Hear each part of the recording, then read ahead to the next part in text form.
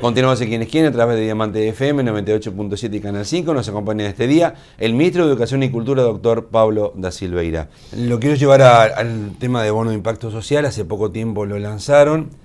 Incluye resultados, incluye pagos asociados a esos resultados en materia educativa.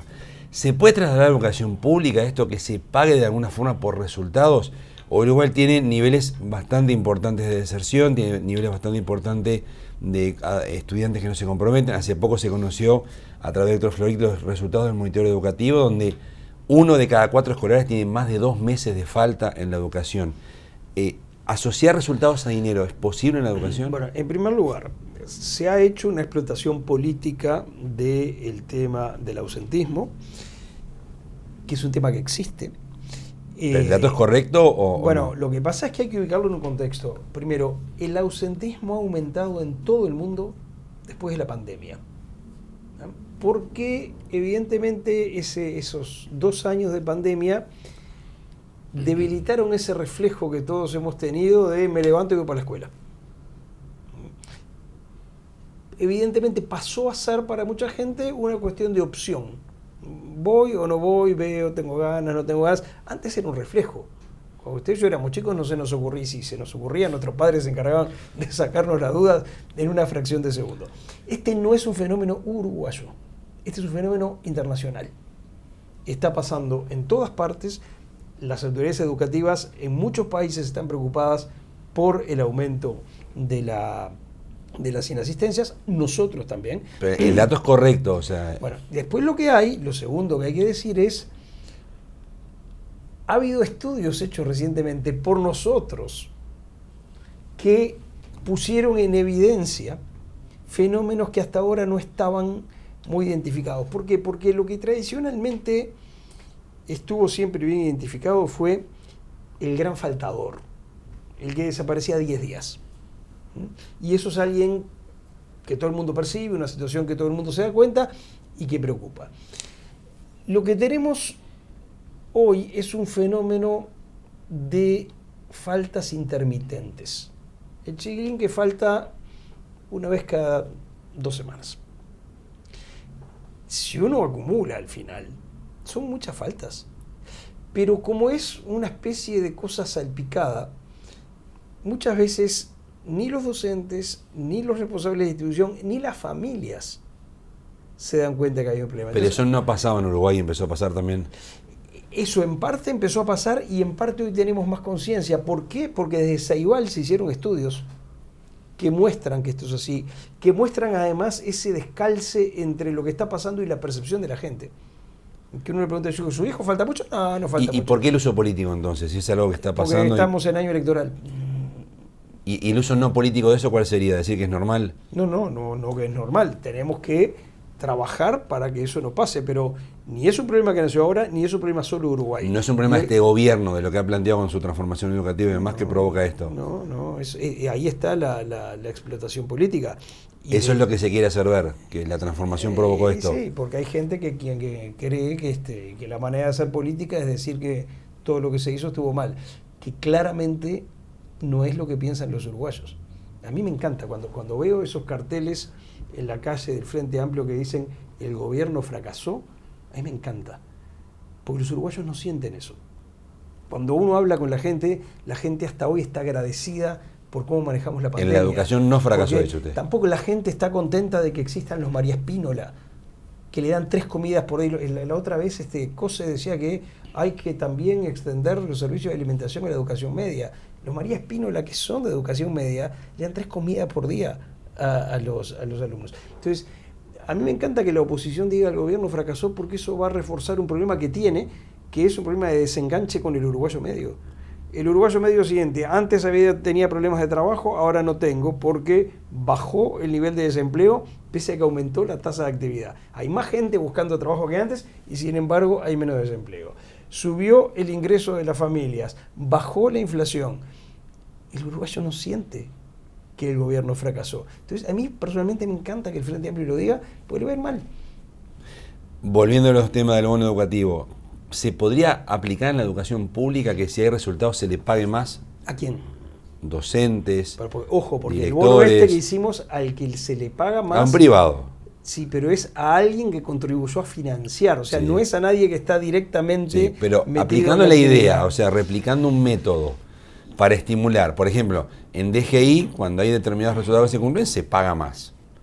En los inspectores de tránsito, cuando hacen las multas, cobran un porcentaje. Nosotros le pagamos más, por ejemplo, a los docentes que están en contexto crítico. Pero por Cosa resultados. que me parece bien. Más allá de eso, por resultados. Repiten menos, faltan menos. ¿Hay Yo forma de hacerlo no o no? soy muy favorable a esos métodos porque, para decirlo crudamente, invitan a mentir.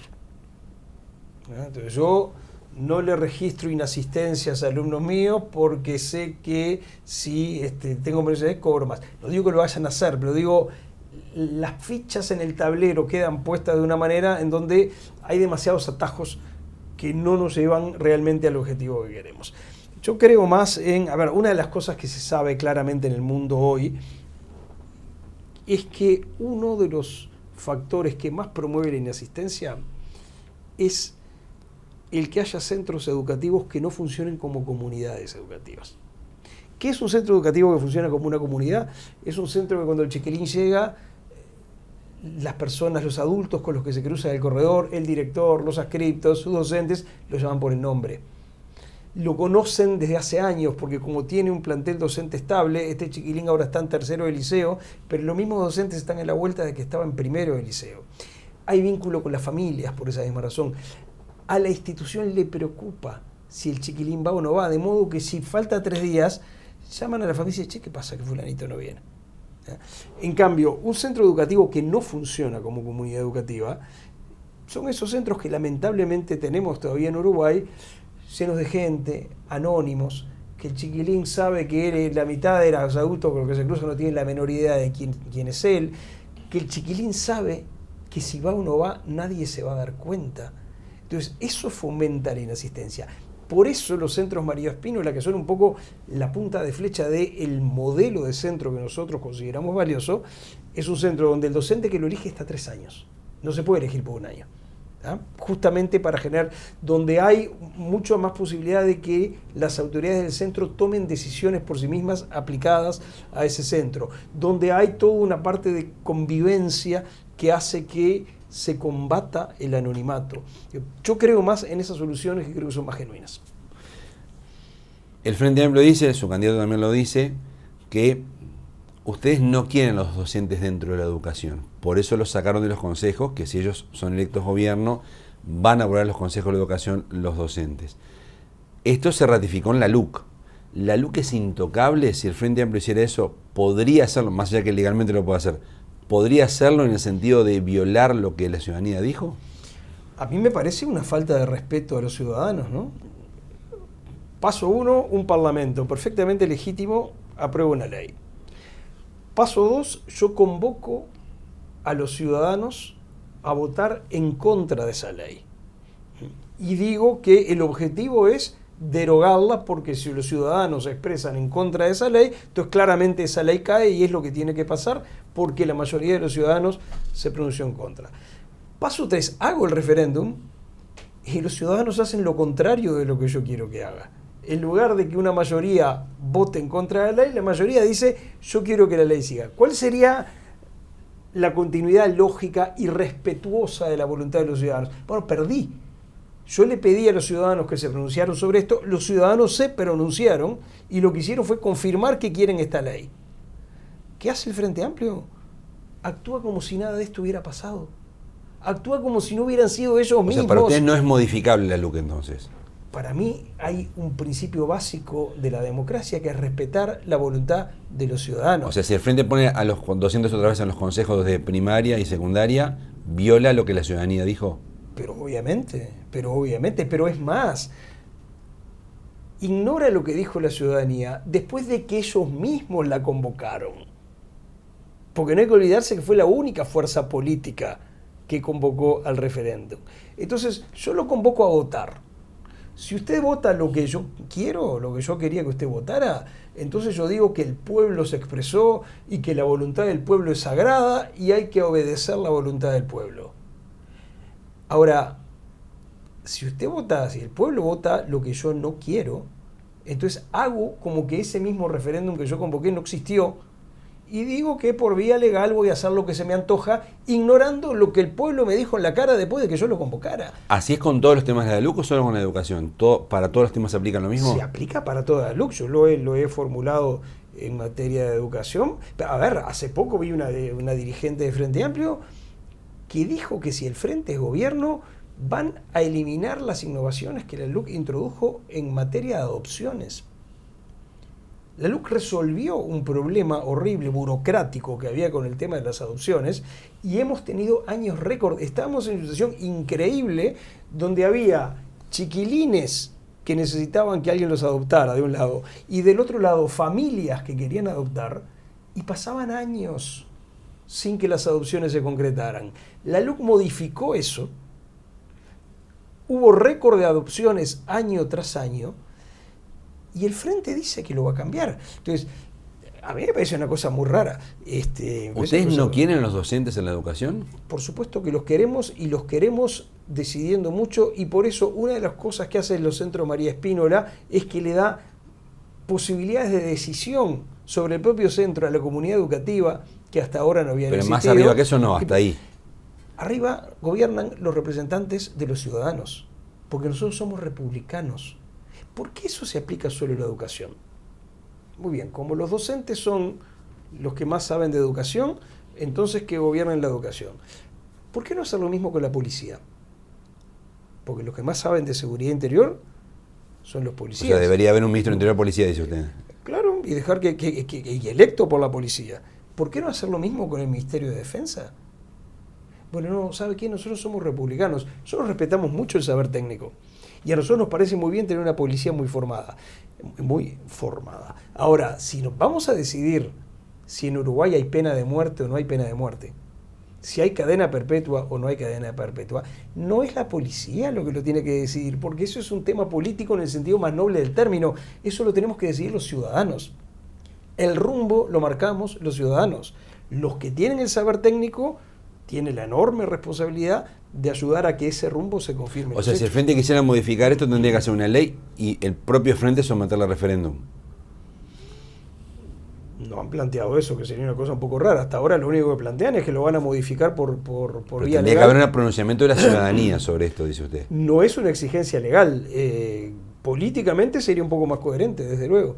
Pero Sería la única forma de que sea válido políticamente esto, de que la ciudadanía vuelva a expresarse sobre este tema. A ver, yo tampoco quiero llegar al extremo de decir lo que se vota en un referéndum es inamovible por los siglos de los siglos. Si un día se votó algo en un referéndum y 40 años después hay otro contexto y otros datos de problema, ahí puede haber legitimidad política. Pero no poco tiempo después de eso. Pero esto es una cosa inmediatamente después de la otra.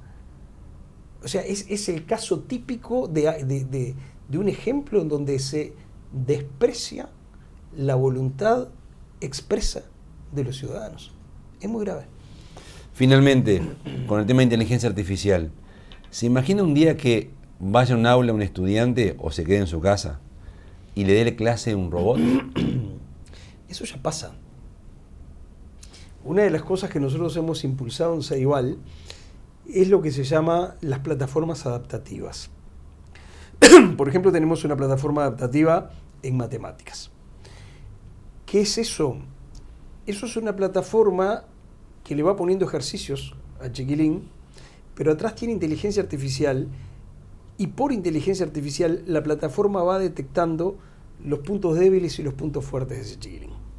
Entonces, los nuevos ejercicios que le propone van a ser o bien para tratar de solucionar sus puntos débiles o bien para hacerlo llegar más lejos donde tiene puntos fuertes. Pero eso es un ida y vuelta, pero entonces, que le dé la clase. Pero es importante, usted tiene dos chiquilines que se sientan uno al lado del otro. Y uno tiene una cosa y otro otra. La pantalla es igual en el momento que empieza.